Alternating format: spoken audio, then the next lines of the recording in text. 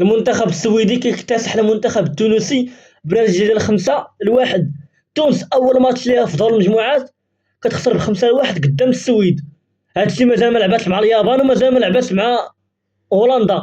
الماتش الثاني عندها مع هولندا اللي هولندا تعادلت جوج اليابان 2-2، والسويد هي أضعف منتخب في هذه المجموعة هذه، خسرت مع تونس ب5-1. والماتش الجاي اللي عند تونس عندها مع هولندا، وهولندا تعادلت جوج اليابان 2-2، وتونس خسرت ب5-1 قدام السويد. واللي كيماركي على تونس لاعب تونسي كيلعب مع السويد، كيماركي عليهم واحد التيريه من البعيد. المنتخب التونسي ضعيف تكتيكيا وضعيف دفاعيا، ما دار حتى شي هجمه. داك البيت اللي خلاهم يماركيوه.